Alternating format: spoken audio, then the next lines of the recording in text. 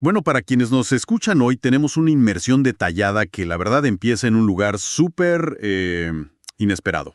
Sí, muy inesperado. En un cine, de hecho. Exacto, en un cine. Nos remontamos al año 2007. Salió esta película de acción ultraviolenta, súper famosa, sobre unos escuadrones tácticos en las favelas de Río de Janeiro. Tropa de élite. Esa misma. Una película cruda donde vemos a policías enfrentándose a narcotraficantes usando, pues, tácticas de guerra urbana casi.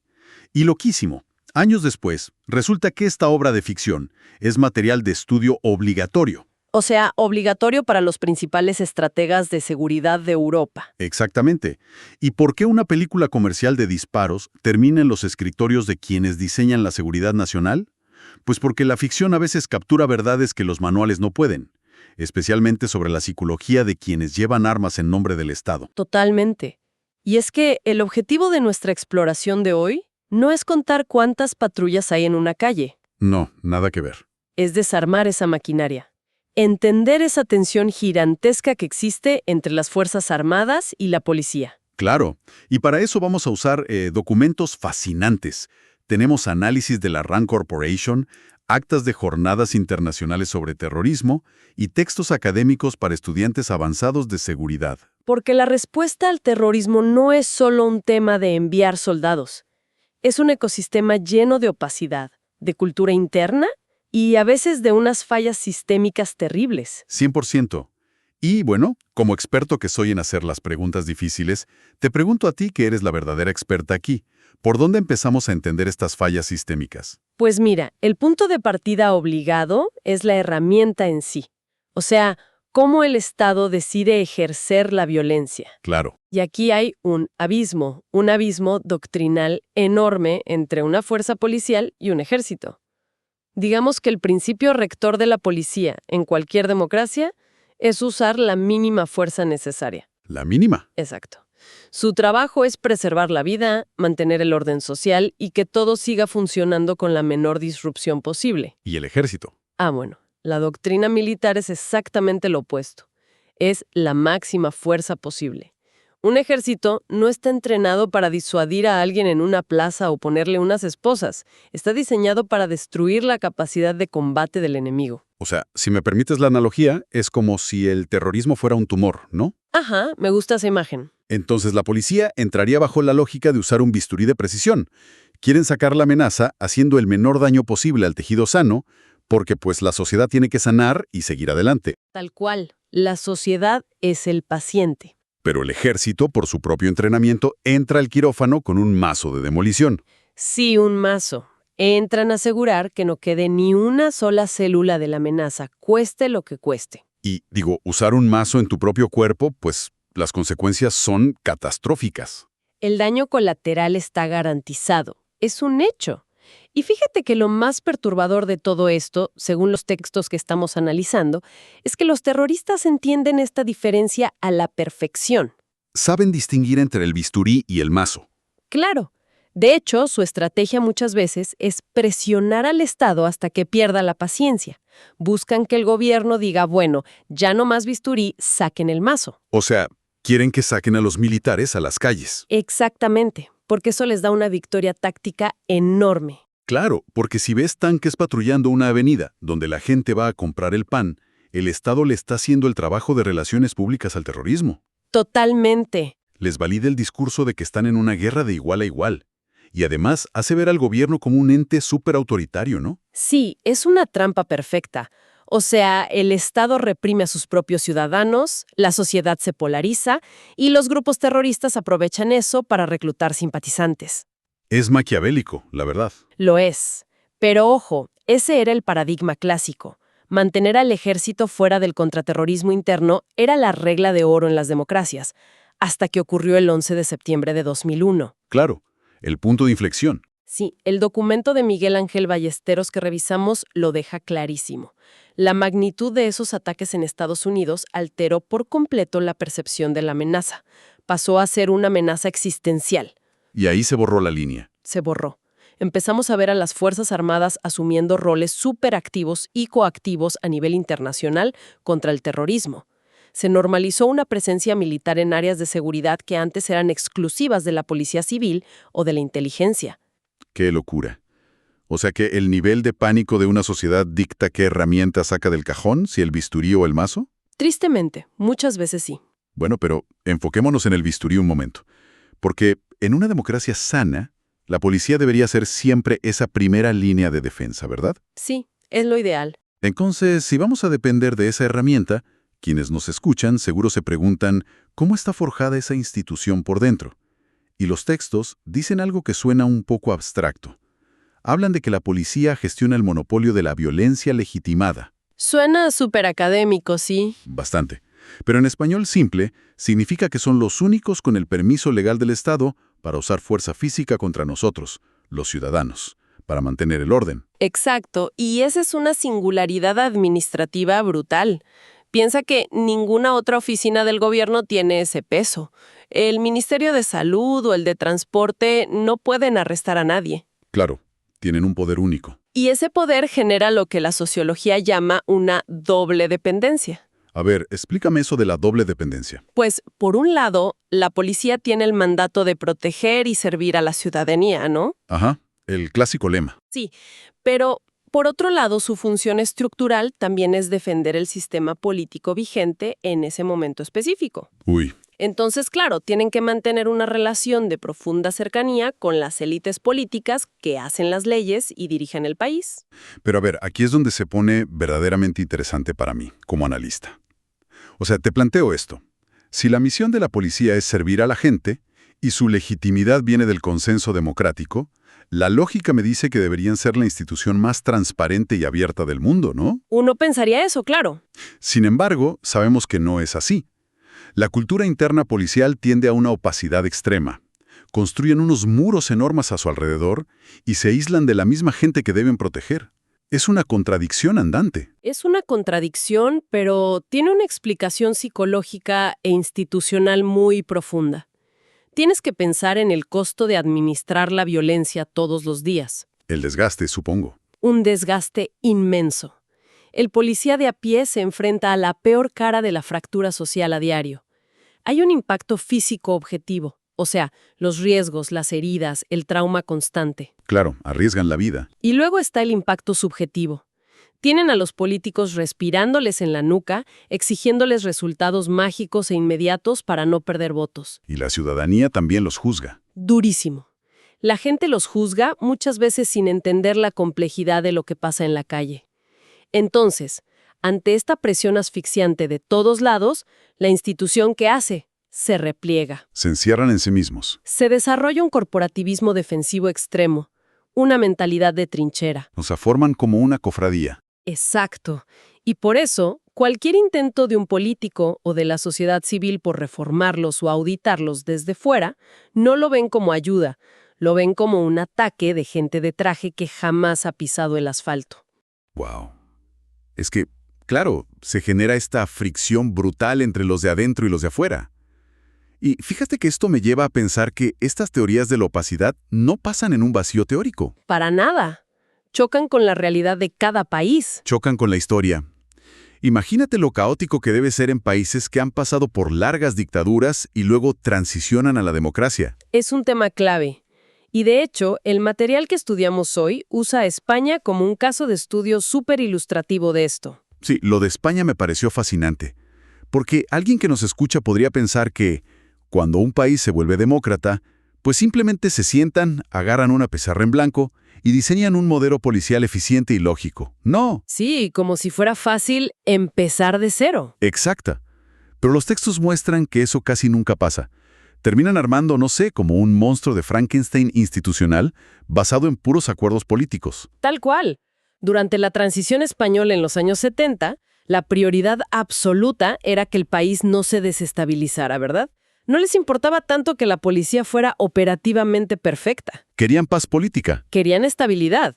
Entonces, la seguridad interior se usó como una moneda de cambio en las negociaciones entre el poder central y las distintas regiones o autonomías. O sea, un tema de transacciones. Exacto. Y el resultado, como señala el autor Óscar Jaime Jiménez, no fue un modelo policial integrado, sino un sistema fragmentado. Tienes cuerpos a nivel estatal, autonómico, local, Todos pisándose la manguera, digamos. pisándose la manguera, solapándose en el mismo territorio y peleando por los mismos recursos. Lo cual debe generar unos cuellos de botella administrativos espantosos, ¿no? Espantosos. Agencias que no comparten información porque responden a intereses políticos diferentes. Pero más allá de eso, hay otro problema que deja el autoritarismo, y es la herencia cultural invisible. Uf, la herencia invisible. Esto es fuerte. Piénsalo así. Un dictador no busca una policía que sea técnicamente brillante o súper respetuosa de los derechos humanos. Busca una policía que sea ciegamente leal. Políticamente leal, que reprima sin cuestionar las órdenes. Exactamente. Entonces, esa es la cultura corporativa que se cultiva por décadas. Y cuando cae el régimen y llega la democracia, tú no puedes simplemente despedir a 100,000 agentes un lunes y contratar a 100,000 nuevos al martes. Claro, te quedas con la misma gente. Te quedas con las mismas personas. La superestructura del país ahora es demócrata, se firman constituciones hermosas, pero el núcleo de las comisarías sigue funcionando con esos viejos instintos autoritarios, Con esos códigos de silencio. con mucha opacidad y hasta con cierta impunidad heredada. Por eso, cuando el nuevo gobierno civil intenta auditarlos, las fricciones son inmensas. Y esto que dices de la lealtad y los códigos de silencio nos devuelve de golpe al inicio de nuestra inmersión a esa película que mencionábamos. A Tropa de Élite. Sí, o sea, ver una peli de acción en un temario tan denso como este es sorprendente. Pero la película, según los académicos, desnuda la psicología policial mejor que muchos manuales. Es que hace una disección quirúrgica de cómo se crea esa identidad profesional extrema. Porque la película sigue al BOP, ¿no? Esta unidad especial de Brasil. Y te muestra a unos reclutas que vienen de mundos nada que ver. Un chico de clase media que estudia Derecho en la universidad y otro chico que creció en las favelas. Con valores y visiones del mundo totalmente opuestos. Pero entran a este entrenamiento de combate urbano extremo y el proceso los quiebra, les borra por completo esa identidad previa. Los destruye para reconstruirlos. Y fíjate que la narrativa de la película expone muy bien por qué pasa esto. El entorno es de una violencia letal constante en las calles. Y además, se enfrentan a la corrupción de la policía regular. Están rodeados de enemigos, adentro y afuera. Exacto. Entonces, el entrenamiento los empuja a que su única forma de sobrevivir sea depender de la unidad. El batallón reemplaza a sus familias, a sus amigos y eventualmente reemplaza a la ley. Suena a una secta. Es muy parecido a las dinámicas de una secta. La lealtad al compañero que tienes al lado se vuelve la única regla moral que importa. Claro, porque si mi compañero hace algo ilegal hoy, igual lo protejo, porque mañana él es el único que me va a cubrir en un tiroteo cruzado. Tal cual. Y la lección que sacan los estrategas europeos de contraterrorismo de esto es escalofriante. A ver, ¿cuál es la lección exacta? Que cuando un Estado democrático crea estas unidades tácticas de élite, súper especializadas para cazar terroristas, las dota de un poder inmenso y las sumergen en una violencia muy cruda. Ajá. Entonces, inevitablemente desarrollan esta misma psicología de asedio. Se cierran, se vuelven secretas y empiezan a creer que las reglas normales, la legalidad ordinaria, no aplica para ellos. Porque se sienten especiales, porque sienten que su misión es la que sostiene al país. Exacto. Piensan que su misión es demasiado importante como para preocuparse por papeleos o derechos civiles. ¡Wow!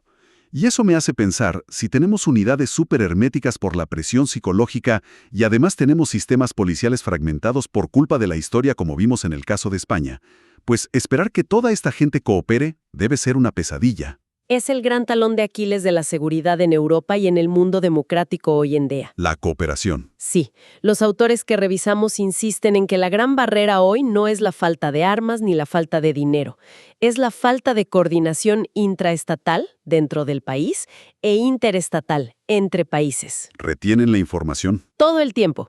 Las agencias son celosísimas con sus datos, porque en una burocracia, retener información es una forma de ejercer poder. Claro, el conocimiento es poder. Si yo sé dónde está la célula terrorista, el crédito me lo llevo yo, no tú. Exactamente.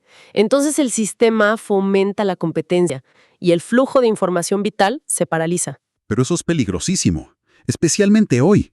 O sea, el terrorismo ya no es, no sé, 4 tipos encerrados en un sótano, planeando algo aislados del mundo. No, es un fenómeno dinámico. Las amenazas hoy mutan en tiempo real y están conectadas a factores globales inmensos. Yo estaba leyendo los textos y pensaba, un analista de inteligencia no puede solo mirar foros extremistas en Internet. Tiene que ver el panorama completo. O sea, factores como la desigualdad, las relaciones internacionales, hasta el calentamiento global. El clima es un factor importantísimo, claro. Imagínate, o sea, ponte a pensar, hay una sequía terrible en una región agrícola en África o Medio Oriente. Eso quiebra la economía local. Lo que genera una migración masiva. Exacto. La gente huye a una ciudad que ya no da abasto. Se crea un caos social, el Estado desaparece, y ahí tienes el vacío de poder perfecto para que una red terrorista llegue a reclutar a cientos de jóvenes desesperados. Es una cadena de eventos. Y ese ejemplo que das ilustra muy bien la propuesta de analistas como Blanco y Cohen para la estrategia europea. ¿Qué proponen ellos? Proponen que el modelo puramente reactivo ya no sirve. O sea, esperar a que haya una bomba para mandar al escuadrón táctico es un fracaso. Ya llegaste tarde. Llegaste tardísimo. Por eso insisten en que hay que integrar lo que llaman una metodología basada en el conocimiento. Metodología basada en el conocimiento. ¿Eso qué implica en la práctica? Implica transformar a la policía. Que pasen de ser fuerzas de choque a convertirse en maquinarias analíticas gigantes. Tienen que procesar variables económicas, tecnológicas, sociales, para mapear dónde puede haber radicalización mucho antes de que alguien siquiera compre un arma. O sea, lo que todo esto significa es que ya no basta con tener los mejores recursos tácticos. En un mundo hiperconectado, el músculo es inútil si el sistema nervioso está desconectado. Me encanta cómo lo pones. El sistema nervioso es la inteligencia. Tienen que actuar como científicos buscando el origen de una pandemia, no solo como soldados. Prevención predictiva pura y dura. Sí, pero aquí volvemos al muro con el que chocamos antes. Las fallas sistémicas. Claro, esta metodología basada en el conocimiento requiere que la información fluya libremente y rápido. Pero si la policía sigue con su cultura de opacidad, Si operan como microsociedades cerradas al estilo de tropa de élite. y si la legislación mantiene las divisiones históricas y la fragmentación administrativa, Pues la información nunca llega a tiempo. Se pudre ahí en los escritorios institucionales. tal cual. La inteligencia se queda atrapada en silos y no se usa. Y esto, para quienes nos escuchan, cambia por completo la forma en que uno debe leer las noticias. ¿Verdad? Totalmente, porque cuando hay una tragedia, un atentado, y luego salen las noticias que el atacante ya estaba en el radar de las autoridades, ¿qué es lo primero que uno piensa? Que la policía es incompetente o floja. Claro, uno asume cobardía o pereza. Pero al hacer este análisis a fondo, te das cuenta de que rara vez es culpa de un agente individual que no hizo su trabajo. Es un fallo estructural. Son colisiones tectónicas, diría yo, entre departamentos que fueron diseñados casi para no hablarse. La patrulla de la esquina ve algo sospechoso, hace el reporte, pero esa alerta se estrella contra el muro burocrático de la Agencia Nacional de Inteligencia. Y se pierde. El diseño mismo del sistema está viciado por defenderse a sí mismo y por los compromisos políticos del pasado. Es un reto verdaderamente monumental. O sea, le estamos pidiendo a una institución cuya naturaleza histórica es cerrarse y protegerse a sí misma, que se abra de par en par en plena era de la información. Y que comparta el poder, básicamente. Bueno, haciendo un poco de recuento del viaje que hemos dado hoy en esta inmersión detallada. Empezamos en esa cuerda floja súper peligrosa, entre el bisturí de la fuerza mínima de la policía y el mazo destructivo del ejército. Una línea que, como vimos, el 11 de septiembre difuminó bastante. Ajá. Luego exploramos cómo el peso de usar la violencia aísla a la policía, los mete en este corporativismo cerrado, un problema que empeora muchísimo cuando la historia y las dictaduras pasadas dejan cicatrices operativas, como pasó en España. Así es, frenando la profesionalización real. Luego pasamos por la ficción, con esa disección psicológica en tropa de élite, viendo cómo el asedio extremo hace que las unidades reemplacen la ley por la lealtad al compañero. Lealtad de trinchera pura. Y terminamos viendo que el único camino hacia adelante es la inteligencia compartida, la metodología basada en el conocimiento, pero que se topa con la muralla del ego burocrático. Lo que nos deja un panorama donde la maquinaria que nos protege es, paradójicamente, nuestro punto más vulnerable. Es una paradoja tremenda, sí. Y bueno, para dejar a nuestra audiencia con un último pensamiento provocativo sobre todo esto. Si la tendencia global es que las amenazas sean cada vez más híbridas, ¿A qué te refieres con híbridas exactamente? digamos, el crimen organizado transnacional usando tácticas militares avanzadas y al mismo tiempo lanzando ciberataques contra infraestructura crítica para financiar terrorismo, todo a la vez. Amenazas en todos los frentes. Exacto. A medida que avanzamos hacia eso, quizás llegue un punto donde esa frontera democrática entre la policía que nos cuida internamente y el ejército que pelea afuera colapse por completo. Que se vuelvan indistinguibles. Claro. Y si las amenazas del mañana son inmensas e indescifrables, y el bisturí se ve obligado a fusionarse definitivamente con el mazo para poder sobrevivir, la gran pregunta es, ¿qué le ocurre a la naturaleza misma de las democracias que estamos intentando proteger? Nos quedamos sin duda con mucho que reflexionar. Definitivamente. Muchas gracias por acompañarnos en este análisis a fondo.